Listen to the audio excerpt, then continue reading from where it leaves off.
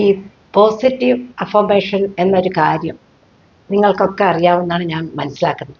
അതായത് നമ്മളെല്ലാ കാര്യവും ഒരു പോസിറ്റീവായിട്ട് അത് പോസിറ്റീവായിട്ടേ അത് വരുള്ളൂ എന്നൊരു കാര്യം തീരുമാനിച്ചാൽ, ഞാനൊരു എക്സാമ്പിൾ പറയാം. ഞാൻ എന്തെങ്കിലും ഒരു ആപ്ലിക്കേഷനോ അവാർഡിനോ എന്തെങ്കിലും കൊടുത്താൽ ഞാൻ അതിനെക്കുറിച്ച് പകൽ സ്വപ്നം കാണും.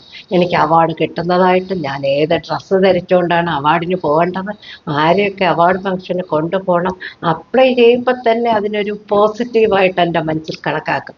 അതൊരു സ്വപ്നമാണ്, പകൽ സ്വപ്നമായിരിക്കാം. പക്ഷെ നടന്നില്ലെങ്കിൽ സ്വപ്നം നടക്കണമെന്നില്ലല്ലോ.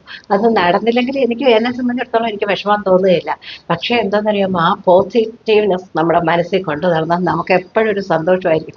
അതെനിക്ക് ചിലപ്പോൾ കിട്ടുമായിരിക്കും, കിട്ടിയാൽ ഇങ്ങനെ ചെയ്യാം അങ്ങനെ ചെയ്യാം എന്നുള്ള ഒരു പോസിറ്റീവ്നെസ് നമ്മുടെ മനസ്സിൽ. ഞാനിപ്പോൾ ഒരു എക്സാമ്പിൾ എൻ്റെ കാര്യം പറഞ്ഞാണ്, നിങ്ങളുടെ കാര്യത്തിലും ആയാലും ശരി.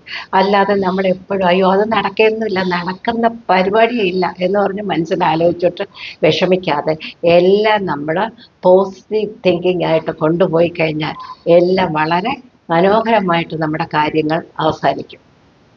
മറ്റൊരു വിഷയവുമായി വീണ്ടും കാണാം.